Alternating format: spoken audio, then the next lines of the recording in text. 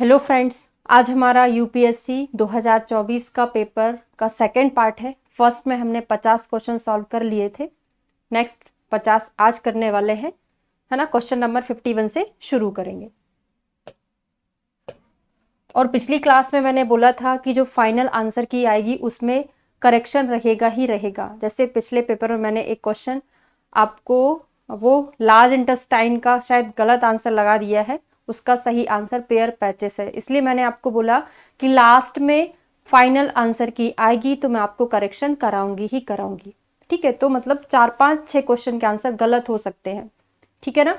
चलिए शुरू, और वो भी मॉडर्न के बस रहेंगे क्योंकि मॉडर्न का हमारे पास कोई ऑथेंटिक सोर्स नहीं रहता। ऑथेंटिक मतलब बुक रहती है लेकिन सभी जगह उसमें अलग अलग मिलता है, और हम अगर इसके क्वेश्चन बुक में ढूंढने बैठेंगे तो ये मैं आपको शायद 1 महीने में सॉल्व करा पाती, है ना। तो वही नेट से थोड़ा बहुत देख दाग के किया है।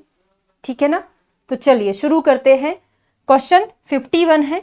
16 वर्ष की अवस्था में एक एडल्ट आपके पास आता है, और इसका मैंने डी सेट का आप लोगों से इंग्लिश वर्जन वाला पीडीएफ मांगा था, आपने प्रोवाइड ही नहीं किया। तो इसमें बहुत कठिनाई है क्योंकि हिंदी में आपको समझ नहीं आएगा।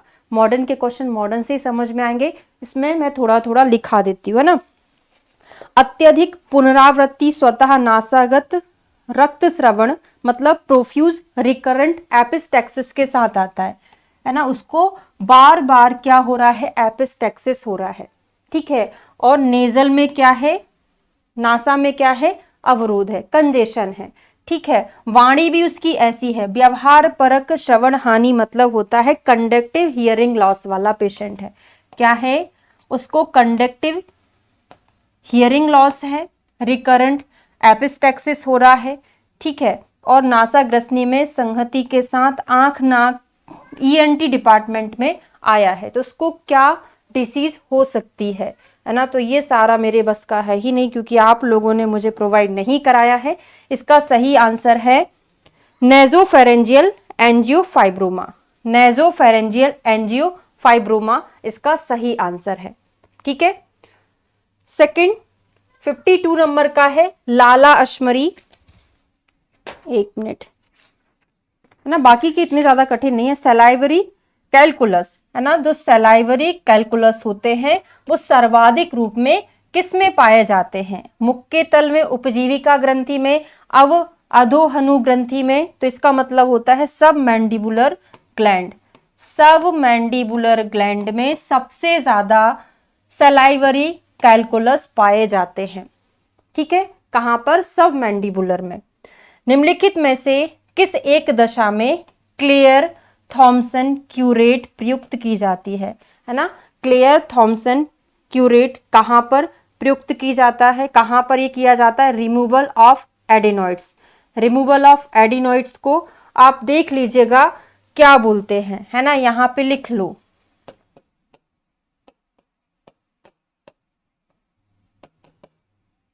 उसके लिए प्रयुक्त किया जाता है।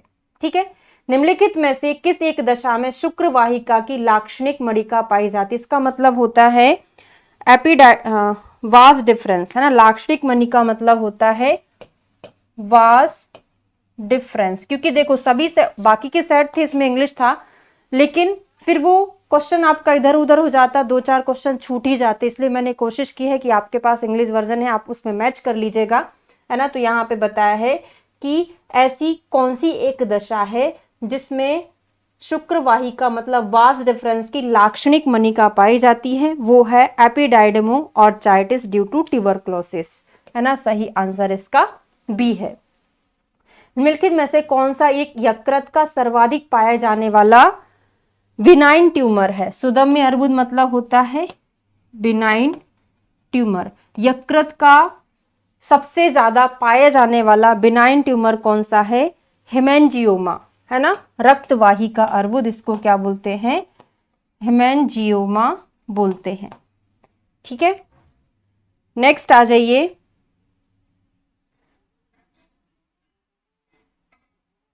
अग्नाशय शोथ। तीव्र अग्नाशय शोथ मतलब होता है एक्यूट पैंक्रियाटाइटिस। एक्यूट पैंक्रियाटाइटिस का स्क्रीनिंग परीक्षण क्या है, उसका स्क्रीनिंग करते हैं।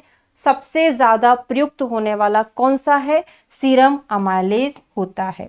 और ये क्वेश्चन प्रीवियस ईयर में कितनी बार रिपीट हुआ है, और मैंने आपको डायग्राम बना बना कर भी याद कराया था क्या कि जो ब्रेस्ट कैंसर होता है सबसे ज्यादा कहां पर होता है। तो ये मिड लाइन है, हमने इस तरीके का डायग्राम बनाया था, क्या था, आउटर अपर क्वाड्रेंट, है ना। तो ये होगा आउटर अपर क्वाड्रेंट, ठीक है।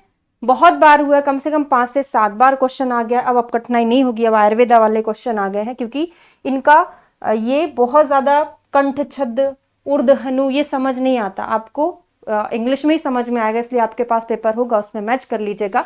अब हम पढ़ते हैं।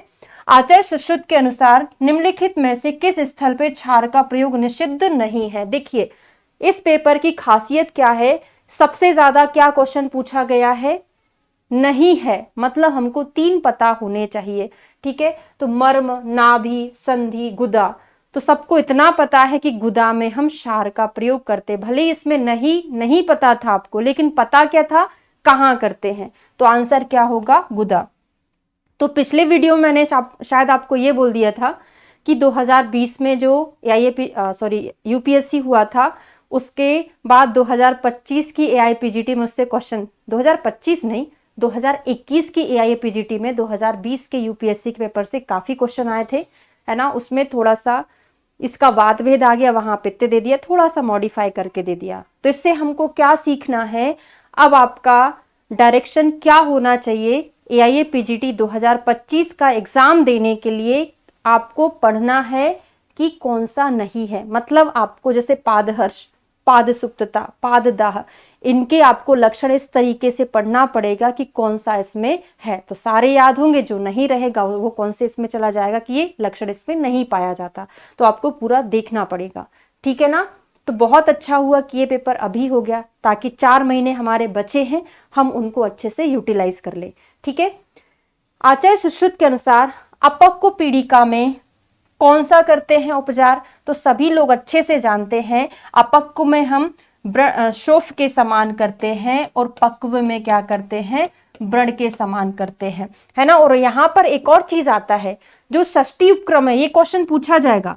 व्रण के कितने हैं, षष्ठी उपक्रम है, इनमें अवतर्पण से लेके विरेचन पर्यंत, अवतर्पण से लेके विरेचन पर्यंत टोटल कितने हो जाते हैं, 11। मतलब ये 11 का कंसेप्ट अलग है, वो थ्योरेटिकल क्लास में आपको बताती हूँ। तो अवतर्पण से लेके विरेचन पर्यंत जो 11 उपक्रम है, वो व्रण शोफ के उपक्रम है। उसके बाद जो उपक्रम होते हैं वो व्रण के उपक्रम होते हैं, ठीक है, क्लियर है। नेक्स्ट क्वेश्चन पर चले। आचार्य सुश्रुत के अनुसार गृद्धसी के प्रबंधन, ये डायरेक्ट क्वेश्चन पूछे हैं यूपीएससी में, अधिकतर क्वेश्चन जो डायरेक्ट ले लिए हैं, बाकी के जो कठिन है तो वो बहुत ज्यादा कठिन है ना। स्पेशली मॉडर्न के क्वेश्चन की बात कर रही हूँ, आयुर्वेदा में तो सब कुछ आपसे बन रहा होगा, ठीक है ना। तो क्या है, बहुत ज्यादा सिंपल है, कई बार प्रीवियस ईयर में पूछा गया है ना, रिपीटेड क्वेश्चन है। जानु संधि से 4 अंगुल ऊपर या नीचे, ध्यान दीजिएगा, जानु संधि तो आपने देख लिया, लेकिन 2 अंगुल आंसर नहीं होना चाहिए, क्या होना चाहिए, 4 अंगुल ऊपर या 4 अंगुल नीचे।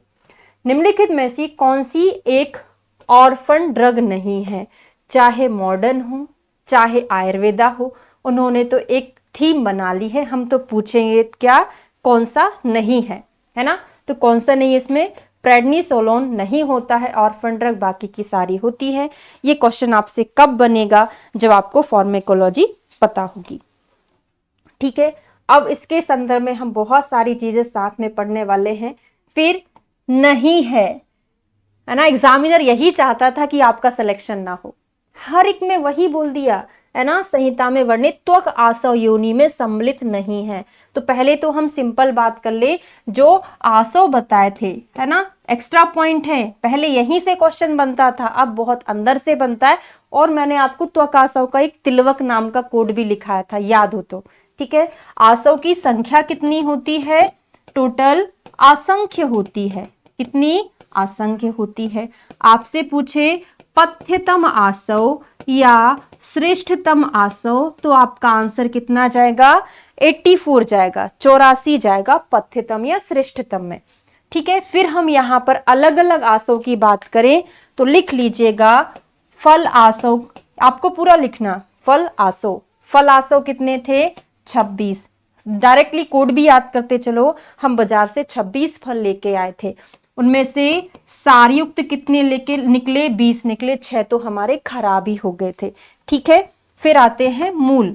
हर एक पेड़ की मूल एक से एक होती है, एक से एक, तो एक एक करके याद करना। फिर आता है पुष्पासव। पुष्पासव कितने हैं 10। पहले रेड रोज 10 रुपए का आता था, तो पुष्प कितने हो गए 10 हो गए।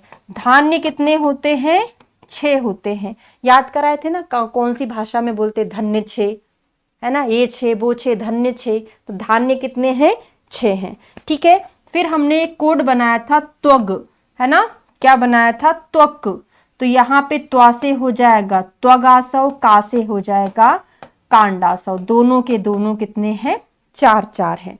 ठीक है, पत्र में एक और देख 2 अक्षर हैं तो कितने होते हैं 2 होते, वैसे पत्ता ऐसा लगता है एक ऐसा लगता है। ठीक है, शक्कर हम कितनी लेने जाते हैं दुकान पे, जब स्टूडेंट थे तो 1 किलो लेने जाते हैं, तो सरकरासो कितने हो गया 1। नंबर आपको याद होना चाहिए। फिर मैंने आपको क्लास में केवल 2 ही चीजें याद कराया था, एक त्वक का और एक पत्र का। तो पत्र का हमने आपको पत्ता बोला था, पा से पटोल पत्र, पटोल पत्र, ता से ताड़क पत्र, ताड़क पत्र ये याद कराया था। और त्वक में हमने तिलवक याद कराया था, तिलवक, ती से हो जाता था तिलवक, तिलवक। ठीक है, वा से ला से होता था लोध्र, तिलवक में ती से तिलवक, ला से था लोध्र, का से था क्रमुक। बस आपको वा से एलवालुक याद करना था, वा से बालुक एलवालुक, है ना, तो ऐसे करके एक कोड बना था। तो बालुक एलवालुक, लोध्र तिलवक एलवालुक था, सप्त पर नहीं होता है, और एक और क्या है क्रमुक भी होता है। ठीक है, अगर आपने पढ़ा होगा जैसे मैंने पढ़ाया था तो जरूर आप इस क्वेश्चन को सॉल्व करके आए होंगे। ठीक है, हमारा टारगेट केवल पेपर सॉल्व करना नहीं है, भले ही कितना टाइम लगे, हमको तो इससे कुछ सीखना है, इस हिसाब से हम 50-50 करके सॉल्व कर रहे हैं। ठीक है, चलिए आगे बढ़े। अब ये क्वेश्चन इस पेपर में 2 बार आ गया है ना, मुख वैशद्य कारक, मुख वैशद्य कारक 2 बार दे दिया है, अभी दिखाऊंगी भी, है ना। तो कौन सा रस मुख में वैशद्यता लाता है, कौन सा लाता है तिक्त लाता है। अभी स्कैन किया हुआ है मैंने, देख लेते हैं।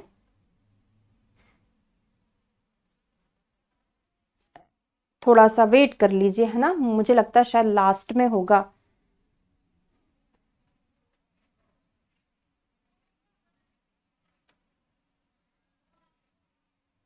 हाँ ये वाला, ठीक है।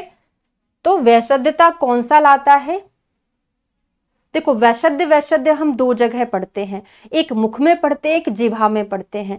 तो मुख वैशद्य कारक, मुख में ये क्वेश्चन 2 बार आया, एक बार आया मुख वैशद्य, मुख वैशद्यता कारक कौन होता है, एक पूरा का पूरा यही दे दिया, मुख वैशद्य शोष प्रहलाद कारक, पूरा का पूरा दे दिया। तो दोनों का आंसर क्या होगा, तिक्त ही होना चाहिए, है ना। तो मुख वैशद्य शोष प्रहलाद करा तिक्त रस होता है, क्योंकि कषाय इसलिए नहीं हो सकता, वैशद्य तो इसमें आया है, लेकिन इसमें किसके लिए वैशद्यता बोला है, वैशद्य स्तंभ जाड्यो रसनम के लिए बोला है, जिह्वा के लिए बोला है, कि जो रस जिह्वा से संयुक्त होने पर जिह्वा में विशदता ला दे तब कषाय होना चाहिए था, जिह्वा होता ऑप्शन में। यहाँ पे क्वेश्चन में हमसे पूछा क्या था, मुख में वैशद्यता, तो आंसर क्या होना चाहिए, तिक्त ही होना चाहिए। ठीक है, अगले क्वेश्चन पर चलते हैं। भाव प्रकाश के अनुसार रुच्य आम वातग्नि, चलो हमको ये नहीं पता था, फिर हम जैसे देखो नेगेटिव मार्किंग में तुक्का नहीं लगाना, लेकिन हमारे क्वेश्चन ज्यादा ही अटेम्प्ट नहीं कर पाए, हम कुछ ही नहीं बन रहा है तो कुछ तो बने ना।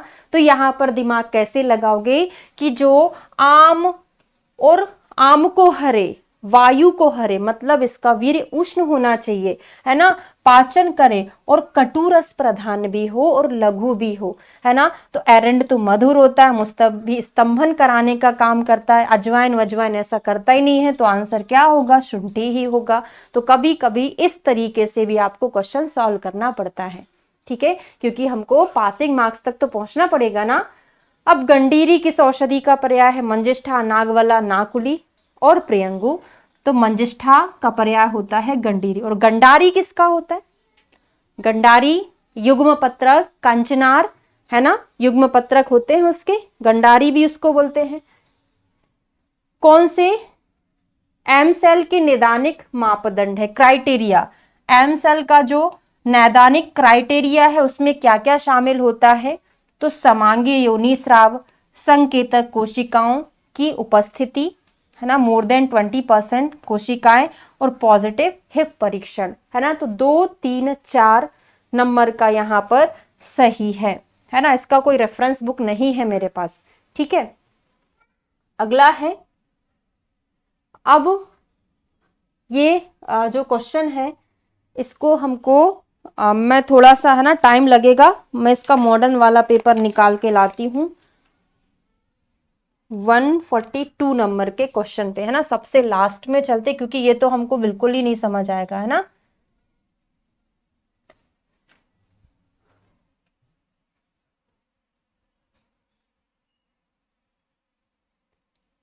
तो ये साइंस सभी ने पढ़े हैं, प्रीवियस ईयर का रिपीटेड क्वेश्चन हम इसको क्यों बोल सकते हैं? इसीलिए बोल सकते हैं क्योंकि पहले सिंगल क्वेश्चन पूछा जाता था, अब उसको जोड़ियों के फॉर्म में पूछ लिया। जब जोड़ियों के फॉर्म में पूछ लिया तो बहुत अच्छी बात है। क्यों? क्योंकि ये चीजें सिंगल में गलत होने के चांसेस ज्यादा हो जाते हैं, जोड़ियों में पूछेगा तो आसान रहता है। तो पिस्केक साइन हमने क्या पढ़ा था? असिमेट्रिकल इनलार्जमेंट पढ़ा था। क्या पढ़ा था? असिमेट्रिकल इनलार्जमेंट, मतलब इसका पहले का क्या होना चाहिए? सी होना चाहिए, ठीक है। ओशियंडर साइन क्या था? कुछ पल्सेशन टाइप से पढ़ा था। Increase pulsation felt through the, क्या है, लैटरल फॉर्निक्स, तो ये हो गया। गुडल साइन क्या था? गुड़ जैसी सॉफ्ट हो जाती है, क्या? सर्विक्स हो जाती है, तो डी हो गया। बचा कौन हमारा? पामर। तो बचा क्या है? Regular and rhythmic uterine contraction, ये होता है पामर। इरेगुलर क्या होता है? Irregular Braxton Hicks contraction irregular होता है, ये रेगुलर होता है। तो CADB। अब CADB ये सही था, इसके जैसे कहीं और है क्या? नहीं है, तो आंसर ये सही होगा। लेकिन अगर CADB और कहीं होता, लेकिन ये चीज अगर चेंज होता तो हमको दिमाग लगाना पड़ता, क्योंकि यहाँ पे वीक्स भी दिया है, तो फोर्थ के साथ सी दिया है, मतलब 12 वीक हो गया। ये फिर आप मैच कर लीजिएगा, ठीक है। नेक्स्ट है क्वेश्चन हमारा 143, मतलब यहां पे हमारा 68 है, यहां पे 143 है, मैच कर लो, है ना।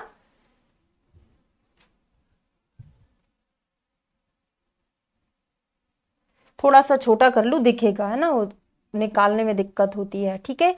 ये 68 में यहां पे कौन सा है? 143।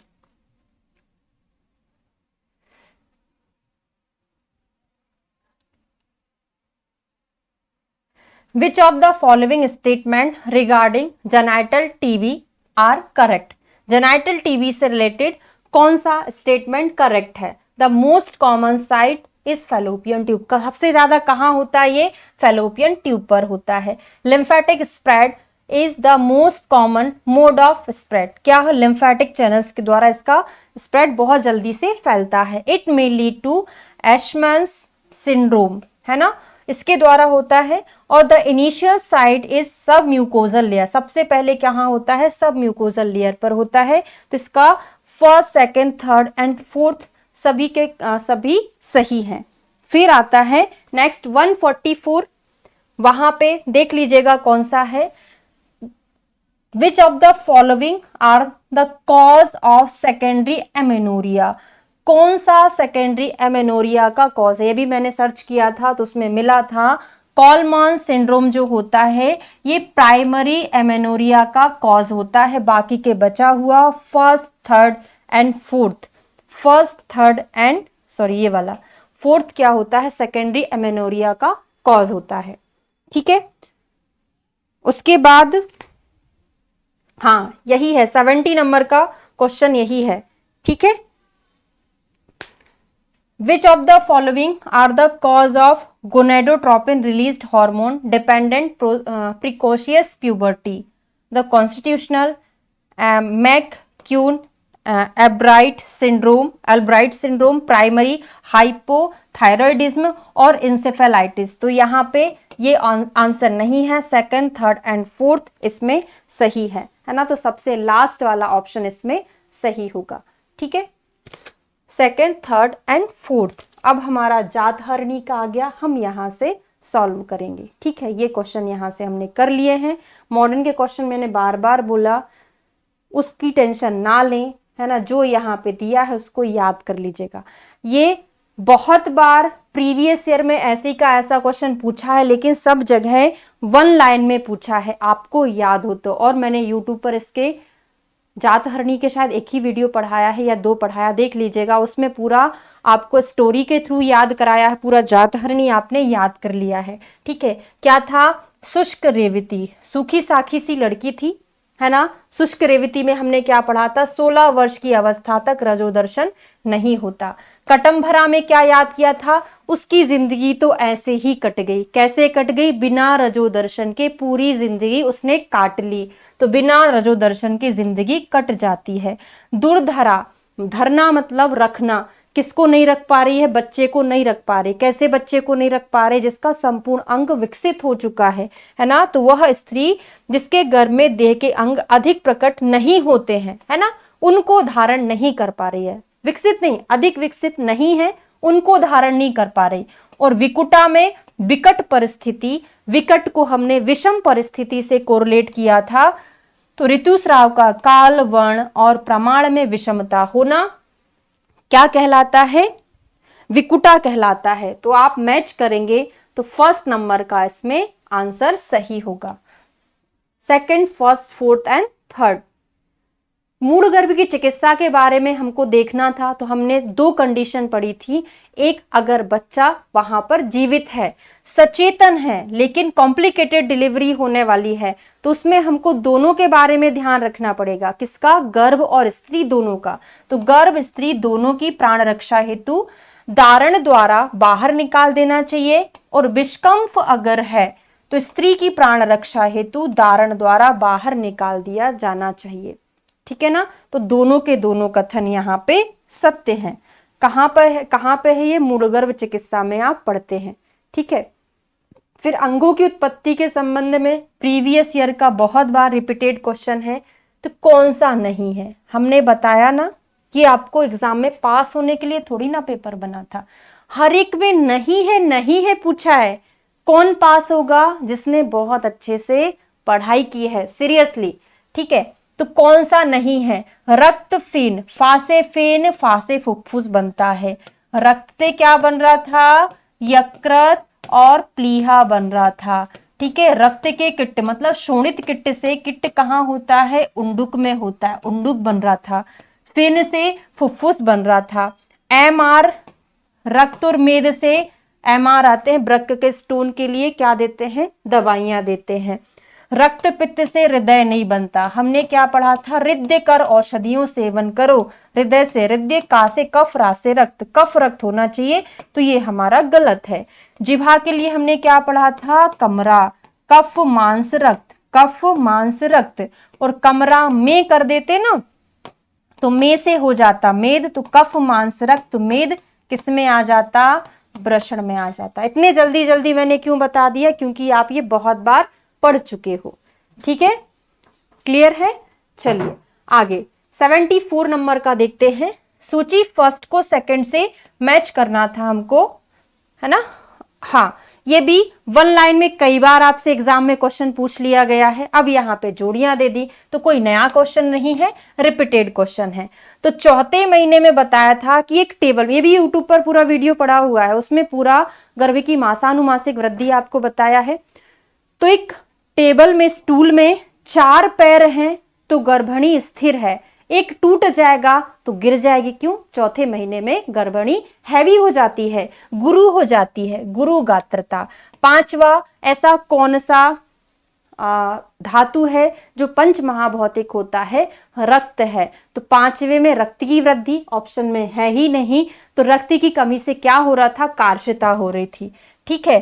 6वें में क्या मिलता है? बल वर्ण की हानि। तो पहले रक्त की हानि, पांचवें में छठवें में बलवर्ण की हानि और सातवें में मिलता है क्लांतता। तो कितना होगा 3 1 2 4, 3 1 2 4 लास्ट वाला ऑप्शन हमारा इसका सही रहेगा। ठीक है, मैं एक बार मैच भी करती चलती हूँ, है ना। हाँ ठीक है, अगला आता है यूपीएससी 2020 में भी यही क्वेश्चन पूछा था, लेकिन वहां पे संस्कृत में पूछा था, यहाँ पे उन्होंने हिंदी में पूछ लिया है। सेम टू सेम वही है ना। स्पंदन नहीं करता है, दीर्घ काल तक वहीं पर रहता है, सो कालो अवतिष्ठे अतिमात्रम अस्पंदनश्च भवति। अस्पंदनश्च भवति किसमें मिल रहा था हमको, नागोदर में मिल रहा था, लीन में ना स्पंदते मिल रहा था। ठीक है, और अस्पंदमानो गर्भा वो अंतर्मृत गर्भ में कहीं आप पढ़ते हैं। फिर नेक्स्ट है वर्निक कॉर्सकोफ संलक्षण निम्न में से किस एक से संबंधित है। इसको भी हम कहां से पढ़ेंगे, इधर से पढ़ेंगे।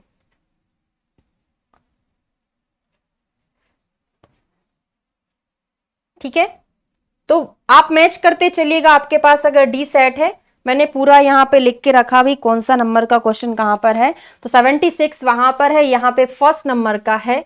तो Wernicke Korsakoff syndrome is related to which one of the following substance misuse disorder, है ना। साइजोफ्रेनिया, एल्कोहल मिस यूज में हमको मिलता है, स्ट्रेस रिलेटेड डिसऑर्डर में नहीं मिलता है ये वर्निक्स। और आपने कुछ पढ़ा था ना वर्निक्स इंसेफेलोपैथी किसमें देखने को मिलता है, कमेंट करके बताना, है ना। मुझे थोड़ा सा कंफ्यूजन है, 99.99% तो मुझे विटामिन B12 का याद है, लेकिन आप एक बार बता देना तो कंफर्म हो जाएगा, है ना। वर्निक्स इंसेफेलोपैथी कहां पर मिलता है, यहाँ पे वर्निक्स कॉर्सकॉफ किसमें है, अल्कोहल मिस यूज से मिलता है, क्योंकि वो वाला क्वेश्चन भी बहुत बार एग्जाम में पूछा गया है।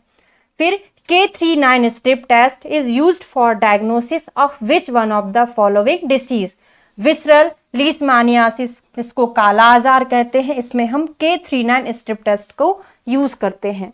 ठीक है, फिर Duroziez sign in pulse is positive in which one of the following condition, mitral regurgitation, mitral stenosis, pulmonary regurgitation और एओर्टिक रिगर्जिटेशन। तो ये कहां पर मिलता है हमको, एओर्टिक रिगर्जिटेशन में मिलता है। अब यहाँ पे थोड़ा सा ध्यान दीजिएगा, समझ में आएगा। 45 year old female presented with the complaint of persistent dry cough, उसको ड्राई कफ रहता है। शॉर्टनेस ऑफ ब्रीथ, छोटी छोटी सांस जल्दी जल्दी लेती है ना। Grittiness of both eyes with dryness of mouth from last 9 months. She also had pain in bilateral small joints of hands. Physical examination was temperature उसका इतना है, पल्स प्रेशर ब्लड प्रेशर इतना है, ठीक है, और पल्स रेट इतना है। चेस्ट ऑस्कल्टेशन में उसको मिलता है inspiratory crackers on bilateral infrascapular region. Investigation में क्या क्या मिलता है ये सब पढ़ लीजिएगा, है ना। Anti L positive X ray shows non erosive arthritis and computed tomography of lung showed interlobular septal thickening which diffuse fibrosis. Which one of the following the most probable diagnosis? तो क्या होता है, सिस्टेमिक स्क्लेरोसिस, सिस्टेमिक ल्यूपस एरिथ्रोमेटस, जिसको हम क्या बोलते हैं, SLE बोलते हैं। एसएलई क्या होता है, ऑटो इम्यून डिसऑर्डर होता है। ठीक है, प्राइमरी सेजोग्रेन सिंड्रोम और क्या है, रिएक्टिव अर्थराइटिस विथ निमोनिया। तो इसका सही आंसर सी नंबर का है। फिर एक और क्वेश्चन है, 52 year male present with nodular swelling in neck from last 10 days। Nodular swelling उसको नेक पर मिल रही है 10 दिन से। He had intermittent high grade fever with chill, है ना, ठंड के साथ उसको बहुत ज्यादा हाई ग्रेड फीवर है।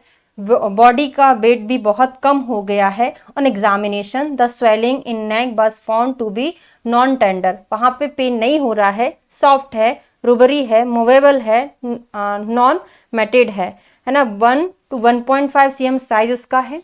इन्वेस्टिगेशन में क्या क्या उसको मिलता है, and abdomen shows single nodular lesion less than 3.5 with mediastinal lymphadenopathy and periportal lymphadenopathy. Which one of the following is the most probable diagnosis?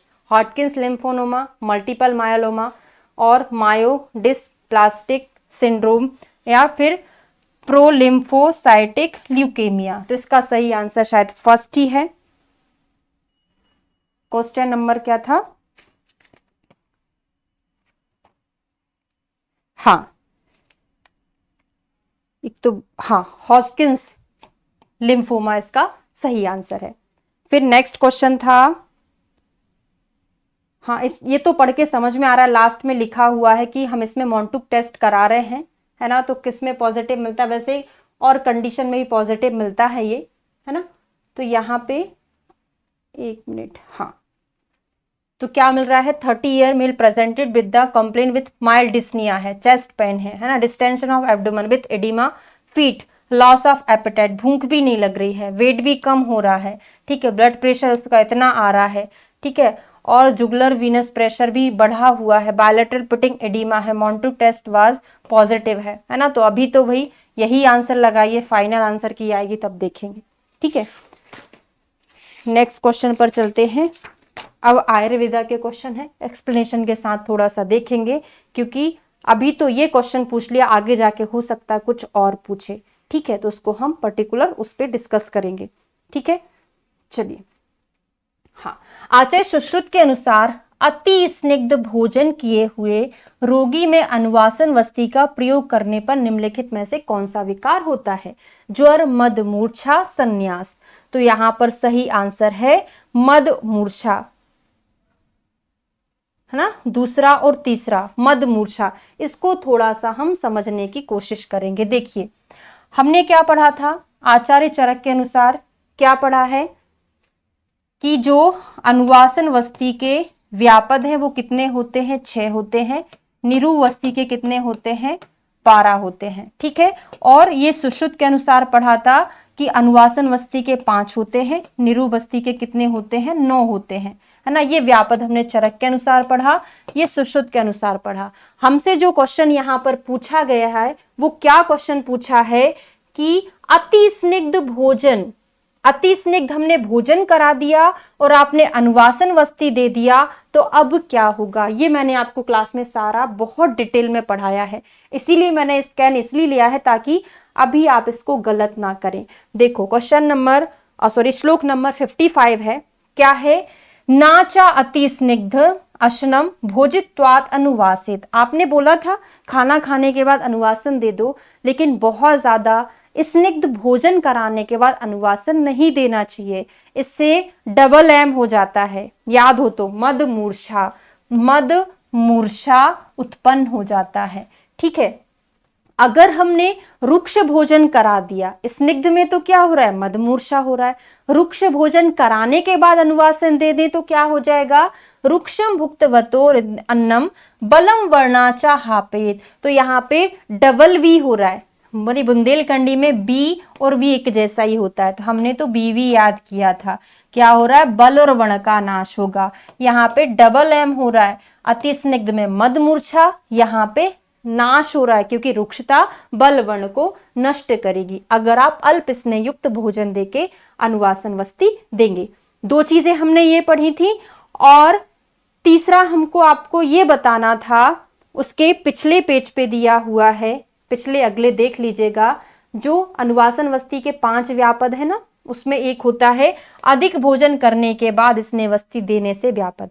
आपने बोला था कि खाना खाने के बाद अनुवासन वस्ती दो, लेकिन हमने ये नहीं बोला था खूब खा लो फिर अनुवासन वस्ती दे दो, है ना। ज्यादा खाओगे अनुवासन वस्ती दोगे तो क्या कंडीशन हो सकती है, देखिए, अधिक भोजन करने पर अन्न से तिरस्कृत हुआ स्नेह जब वापस नहीं आता, पूरे इंडाइजेशन की प्रॉब्लम हो जाती है। इंडाइजेशन में क्या होता है, हैवी हैवी लगेगा, गुरु अमाशया, पेट में दर्द होगा, वायु का अवरोध होगा, हृदय में पीड़ा, मुख वैरस्य, श्वास मूर्छा, भ्रम, अरुचि, सारे के सारे कफ वृद्धि के लक्षण हैं, ये हमको वहां पर मिल जाएंगे। 2 एक कारण है वात वृद्धि में मिलते हैं, जैसे वायु ना निकलना, वायु ऊपर चली जाएगी तो हृदय में पीड़ा करेगी, बाकी सब कफ वृद्धि के लक्षण हमको मिलते हैं। क्लियर हो गया, ठीक है। तो आंसर क्या है, मद मूर्छा इसमें सही आंसर है। फिर अगला आता है, बाघभट्ट के अनुसार निम्नलिखित में से किस एक को छोड़कर अन्य सभी द्रव्य शोष में दिए जाते हैं। इससे रिलेटेड मुझे बागभट्ट की 3-4 चीजें याद आई थी जो हर बार एग्जाम में पूछी जाती हैं और AIA-PGT 2025 में भी पूछी जाएंगी, है ना। तो वो हम अभी देखने वाले हैं, ठीक है। तो सुरा क्या करता है, शोष में देते हैं, मांस भी देते हैं, बकरी का दूध भी देते, लेकिन माहिशी पेय क्यों नहीं देते। राजक्षमा में वैसे ही कफ प्रधान दोष ही रुद्देशु रस बर्तमसु, कफ प्रधान दोष रसवाही स्रोतस को अवरोधित कर देते, तो राजक्षमा हो रहा है। मतलब कुल मिला के अग्नि मंद है। माहिशी पेय कैसा होता है, बहुत हैवी होता है, तो नहीं दे सकते ना। तो सुरा देंगे, मांस देंगे, छगली पया देंगे, ठीक है। अब चलिए बहुत इंपॉर्टेंट चीज जो हम देखने वाले हैं एक एक करके, है ना। अष्टांग हृदय में दिया हुआ है, क्या दिया है। अब चैप्टर नंबर 5 में दिया है कृश स्थूल हितम, दुबला हो चाहे मोटा हो उसके लिए क्या अच्छी होती है, मध्य अच्छी होती है। मध्य के संदर्भ में दिया हुआ है, मध्य अच्छी हो, दुबले मोटे दोनों के लिए मध्य। ये शायद पिछली साल के AIPGT में पूछा गया था, मुझे ज्यादा अच्छे से याद नहीं, लेकिन 1-2 साल में पूछा गया। तो दुबले मोटे दोनों के लिए क्या है, मध्य अच्छा है। ये क्या करता है, श्रोतो विशोधन करता है। एक क्वेश्चन ये बनेगा, याद रखोगे ना, कृश स्थूल दोनों के लिए मध्य। अब थोड़ा सा दूसरे टर्म पर बात करेंगे। अष्टांग हृदय का ही है ना। चैप्टर नंबर कौन से का है, मैंने हटाई दिया वो, है ना, तेल वर्ग का है, शायद इसी चैप्टर का होगा, तेल वर्ग का है। कृशानाम ब्रह्मणाय स्थूलानाम कर्षणाय, उसमें क्या हितकारी है, तेल। इसका रीजनिंग क्वेश्चन बनेगा, वो भी समझा दे रही हूं। कृश को मोटा कराने के लिए, मोटे को कृश मतलब पतला कराने के लिए क्या अच्छा है, तेल है। कृश स्थूल हितम, कृश स्थूल हितम में क्या है, दुबले मोटे दोनों के लिए अच्छा क्या है, मध्य है। लेकिन दुबले को मोटा करा दे, मोटे को दुबला करा दे, इसमें तेल है। मतलब दोनों का एक है, लेकिन सेंटेंस थोड़ा सा बड़ा हो गया है। तो इसका रीजन समझिएगा आप कि अगर हम दुबले व्यक्ति को तेल पान कराएंगे, तेल सूक्ष्म उष्ण कैसा होता है, सूक्ष्म उष्ण होता है, तो सूक्ष्म स्रोतसों में जाके धातु अवरोध नहीं, इसमें नहीं, कृश में क्या करेगा, धातु की पुष्टि कर देता है। सारे धातु में जाके धातु की पुष्टि कर देगा, तो दुबला व्यक्ति मोटा हो जाएगा, है ना। और स्थूल के लिए कैसे अच्छा है, क्योंकि स्थूल में क्या होता है, मांस मेदों की ही वृद्धि होती रहती, क्योंकि वहां पर पर्टिकुलर श्रोतो अवरोध हो गया है। तेल जाएगा, श्रोतो अवरोध को अलग करेगा, उत्तरोत्तर सारी धातुएं पुष्ट होने लगेंगी, केवल पर्टिकुलर 2 धातु की वृद्धि नहीं होगी, तो व्यक्ति मोटा वाला सामान्य हो जाएगा। ये इसका रीजनिंग क्वेश्चन होता है, ये यहां से आप पढ़ लीजिएगा बागभट्ट से। तो दूसरा क्वेश्चन ये इंपॉर्टेंट है। तीसरा सुश्रुत संहिता सूत्र स्थान का 46 नंबर का चैप्टर है, जहां पर आप अनुपान पढ़ते हैं। अनुपान में आपने पढ़ा होगा सुरा कृशानाम, कृशों के लिए सुरा श्रेष्ठ होती है अनुपान में, और स्थूल के लिए मधुदक, मधु का शरबत अनुपान में श्रेष्ठ होता है। तो ये 3 चीजें नोट कर लेना, पूछे गए क्वेश्चन है और पूछे ही जाते हैं, ठीक है ना। आगे बढ़े, चलिए नेक्स्ट है सूची फर्स्ट को सेकंड से मैच करना था। हाँ, ये भी कितने अच्छे से हम पढ़ते हैं, पूरा कोड से पढ़ेंगे। उदक मतलब क्या होता है, जल। हम देखते ना कि जल परियां होती हैं, कहानी करते रहते, बात करते रहते, लेकिन किसी ने देखी नहीं है। जल परी, जल उदक, परी से पारिजात कषाय। शनय शनय चढ़ना चाहिए, किस पर चढ़ना चाहिए, जो छोटे छोटे पेड़ हैं। किसके छोटे छोटे पेड़ हैं, सुपारी का पेड़, खदिर का पेड़, छोटे छोटे हैं, तो धीरे धीरे हमको चलना चाहिए, चढ़ना चाहिए, है ना। तो खदिर 2 जगह आया है ये, एक खदिर, है ना, खदिर पे धीरे धीरे चढ़ना चाहिए। छोटे पेड़ 2 हैं, क्या है, छौद्रव्य में आता है वो, खदिर और क्रमुक, है ना। यहाँ पे 2 नाम आएंगे, छोटे खदिर और क्रमुक, उन पे हमको धीरे धीरे चढ़ना है। शनय शनय चढ़ता, शनय में क्या आ जाता है, खदिर आ जाता है, ठीक है। हरा भरा पेड़, हरिद्रा से हमने याद किया था, हरा भरा पेड़, किसका हरा भरा, अमलतास का हरा भरा पेड़। अमलतास मतलब राजवृक्षक। और बसा किसमें, अग्नि में गर्मी का वास होता है, अग्नि में गर्मी का वास, तो अग्नि में गर्मी रहती है, वास होता है, मतलब वसा में हो गया। आप मैच करोगे, आंसर आपका क्या निकल के आएगा, बी नंबर का निकल के आएगा। ठीक है, नेक्स्ट है संतत सतत अन्य दुष्क तृतीयक चतुर्थक। ठीक है, इसमें इसकी कोड क्या थी, कंपनी की गोली, कंपनी की गोली, कलिंगादि, कलिंगादि क्वाथ, पटोलादि क्वाथ, निम्बादि क्वाथ, किरातिक्तादि क्वाथ और गोली से गुणुच्यादि। क्या था, गुणुच्यादि क्वाथ। किरातिक्त का ही पर्याय क्या होता है, चिरायता होता है ना। हमसे क्या पूछा था, चिरायता देते हैं तो आंसर क्या होगा, तृतीयक होगा, क्योंकि तृतीयक में ही आ रहा है किरातिक्त। फिर आता है मंडूर बटक, है ना। इसमें पांडु रोग, कामला, प्लीहा रोगी में क्या देते हैं, तो चलो प्लीहा रोगी तो हमको याद नहीं था, लेकिन हमको इतना याद था ना कि पांडु कामला का ट्रीटमेंट एक जैसा बताया है ना। वो क्या है, वो पता नहीं कहाँ चला गया है, मंडूर वटक। ठीक है, और मंडूर वटक का अनुपान पूछा जाता है, क्या होता है, तक्र होता है ना। पहले तो इसका अनुपान बस पूछा जाता था, अब उन्होंने स्पेशली ऐसा पूछ लिया है। तो तक्र, जितने भी वटक वटक मंडूर वगैरह पढ़ते ना, हम अधिकतर पांडु की व्याधि में पढ़ते हैं ना, तक्र है इसका। अब एक और क्वेश्चन है, बहुत इंपॉर्टेंट है ना, अंडरलाइन कराया था जब आपको पढ़ाया था मैंने, मूत्रकृच्छ चरक चिकित्सा स्थान का त्रिवर्मी सिद्धि, 26 नंबर का चैप्टर है। किसमें, पित्तज मूत्रकृच्छ में हम दारू हल्दी आमल की, क्योंकि देखो आंवला जो होता है शीतल होता है, पित्त में यूज करते हैं, है ना। तो इसमें कंफ्यूजन हमको रक्त और पित्त में हो सकता था, लेकिन इसका आंसर क्या है, पित्त ही है, याद करना पड़ेगा। ठीक है, फिर आता है कि अगर तृष्णा में किसका अनुबंध हो जाए, कफ का अनुबंध हो जाए, है ना, अरुचि और सर्दी भी उत्पन्न हो जाए, तो क्या करोगे। हमको ऐसी ड्रग का यूज करना पड़ेगा जो पाचन भी करे और उसको निर्हरण भी करे। तो क्या करेंगे, इसमें दही, मधु, तर्पण, लवण, उष्ण जल के द्वारा उसको वमन कराएंगे, क्योंकि यहाँ पर आम का इन्वॉल्वमेंट है, कफ का इन्वॉल्वमेंट है। कफ की बेस्ट चिकित्सा क्या होती है, वमन करा देना, तो यहाँ पर वमन कराएंगे। अब इसके संदर्भ में मैं आपको 3-4 क्वेश्चन बता रही हूं, एग्जाम में पूछे गए हैं, कहीं ना कहीं नहीं पूछा गया तो अगले एग्जाम में आने वाला है। ठीक है, कल ही हमारी क्लास में ये चल रहा था, शोध चरक चिकित्सा स्थान का 12वां चैप्टर। वहां पे हमने पहली लाइन तो पढ़ ली थी, सेकंड छोड़ दी थी क्योंकि वो कभी पूछी नहीं जाती थी, इस बार वही पूछ ली, है ना। तो पहला दूसरा दोनों कवर हो गया, उसके पहले जो हमेशा पढ़ते थे वो भी आता है।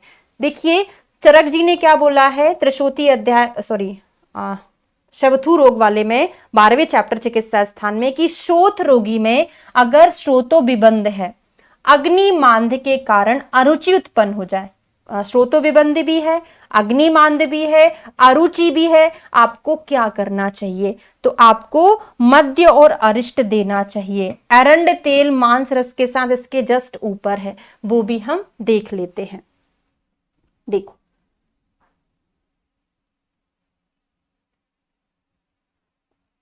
ये है,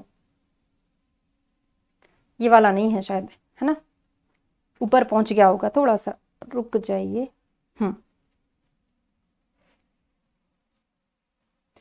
3-4 क्वेश्चन हम इसमें से कवर करेंगे। ठीक है, ये वाला था क्वेश्चन, हमसे ये पूछा था, सवथु चिकित्सा का 28 नंबर का श्लोक है, श्रोतो विबंध है, अग्निमांद है, अरुचि है, इसमें हमको क्या देना है, मध्य अरिष्ट देना है। कंसेप्ट कैसे याद कर सकते हैं, देखो एक तो श्रोतो विबंध है, मार्ग गरुद को हमको हटाना पड़ेगा, तो मेन हमको यहाँ पर वो चीज यूज करना पड़ेगा जो उष्ण तीक्ष्ण हो, श्रोतो अवरोध को हटाने का काम करे, तो मध्य करेंगे, और यहाँ पे अरिष्ट भी दे रहे, अग्नि को दीप्त करेगा। और ये भी पूछा जा सकता है, अगर शोथ वाले पेशेंट को विड का वात का संग है, मतलब उसको क्या हो रहा है, मल मतलब कॉन्स्टिपेशन है, अपान वायु का प्रवर्तन नहीं हो रहा है, तो आपको क्या करना पड़ेगा, अपान वायु का प्रवर्तन कराना है। तो आपको पता है एरंड तेल बेस्ट होता है ना, विरेचन कराने में। तेल की बात अगर हम करें तो आपको क्या करना है, प्राग भक्तम उरुवक तेलेन, खाना खाने के पहले आप या तो एरंड तेल दे दो, या किसके साथ दे दो, मांस रस के साथ दे दो, रसेरवा मतलब क्या है, मांस रस के साथ मिलाकर दे दीजिए, है ना। समझ में आया ना, खाना खाने के पहले देना, क्योंकि अपान वायु की प्रॉब्लम है तो प्रागभक्त देंगे ना, क्योंकि अपान वायु तक पहुंचाना तो पहले पहुंचा देंगे। तो अगर विड का वात का संग है तो आपको क्या करना है, खाने के पहले एरंड तेल देना है या फिर मांस रस में मिलाकर देना चाहिए। दो कंडीशन बता दी, ये पूछ लिया। अब क्या पूछा जा सकता है देखिए, है ना। पहला मैंने बता दिया एरंड तेल का पूछा जा सकता है। दूसरा क्या पूछा जा सकता है कि शोथ से पीड़ित जिन व्यक्तियों को अतिसार है और मल गुरु हो गया, लूज मोशन हो रहा है, फिर भी मल कैसा है, हैवी है, मतलब यहां पर आम का संबंध है, आपको आम का पाचन करना चाहिए। तो क्या दोगे, त्रिकटु दोगे, सूंठ मरीच पिपली में सेंधा नमक और मधु मिलाकर और तक्र का पान करा दो। त्रिकटु है दीपन कर देगा और तक्र भी कैसा होता है, दीपन का ही काम करता है, तो ये आपको वहां पर देना चाहिए। ठीक है, दो क्वेश्चन हो गए। एक और क्वेश्चन क्या पूछा जा सकता है नेक्स्ट बार आपसे, कि अगर वातर शोथ वाला व्यक्ति है और उसको कॉन्स्टिपेशन है, वातर शोथ वाला व्यक्ति है उसको कॉन्स्टिपेशन है, तो आपको क्या देना चाहिए, निरुवस्ती देना चाहिए, है ना। फटाफट जल्दी से रिवीजन कर लीजिए। वातर शोथ में कॉन्स्टिपेशन है, निरुवस्ती दे दो। श्रोतो विबंध है, अग्निमान दे, अरुचि है, मध्य अरिष्ट दे दो। फिर मल वात विंड का संग है, खाना खाने के पहले अरंड तेल दे दो या फिर मांस रस में मिलाकर उसको दे दो। क्लियर है, यहां तक सब समझ आ गया। चलिए आगे बढ़ते हैं। मुझे ऐसा लगता है मैं पेपर बहुत ज्यादा लेंदी कर देती हूँ ना, बहुत टाइम में सॉल्व करा पाती हूँ। ठीक है, जैसा आपको लगे, थोड़ा फास्ट करके देख लीजिएगा, है ना। शुद्धावेग धारण में क्या करोगे, कैसा आहार दोगे आप, स्निग्ध होता है, उष्ण होता है, लघु होता है। नवेगान धारणी में हमने पढ़ा था। चरक संहिता के अनुसार हेतुर हेतुर आवर्तनम कहाँ पे आता है, श्लोक अंडरलाइन हमने किया था ना। हेतुर हेतुर आवर्तनम स्वभाव परम वा चरक चिकित्सा स्थान के 16वें चैप्टर में आया है, चिकित्सा प्रावृत्ति अध्याय में। फिर आ गया मुख वैशद्य शोध प्रहलाद कर, रेफरेंस मैंने दिखा दिया था, दोनों का आंसर क्या है, तिक्त है ना। फिर आते हैं बीज चिकित्सितम, इसको चतुष्टयम भी बोलते हैं, चतुष्टयम। क्या कोड बनाया था, पुरुष को व्याधि हुई, हमने उसको औषधि दी, औषधि देने की क्रिया की, पुरुष को व्याधि औषधि देने की क्रिया की। ठीक है, फिर आता है क्या है, चतुर्वर्ग आता है, चतुर्विध वर्ग क्या आता है, चतुर्विध वर्ग में लिख लीजिए स्थावर जांगम पार्थिव और कालकृत औषधि। ये कहाँ का रेफरेंस है, चरक सूत्र स्थान के पहले चैप्टर का, पार्थिव और कालकृत औषधि। ठीक है, चतुर्विध वर्ग।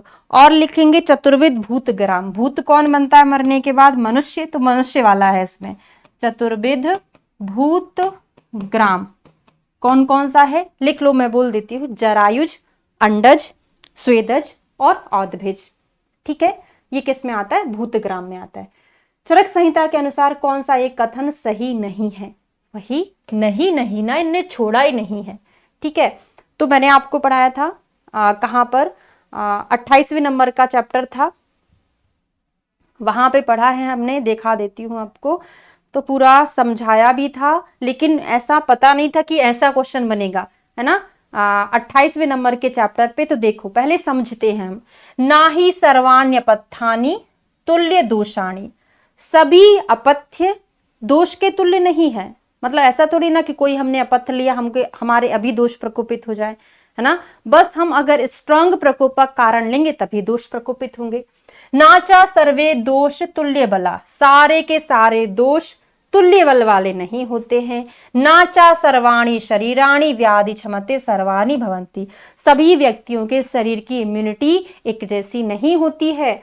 ठीक है, और क्या है, तस्माद हित आहार उपयोगिना दृश्यन्ते व्याधिम अंता, यही क्वेश्चन हमसे पूछा था। यहाँ पे उन्होंने क्या लिख दिया है, अहित लिख दिया है, वो हमारा गलत हो जाएगा, है ना। क्या है, असात में आहार उपयोगानी शरीराणी व्याधि क्षमते समर्थानी भवंती, असात में नहीं है, क्या होना चाहिए, सात में होना चाहिए। तो सेकंड नंबर का ऑप्शन, सॉरी थर्ड नंबर का ऑप्शन हमारा गलत है।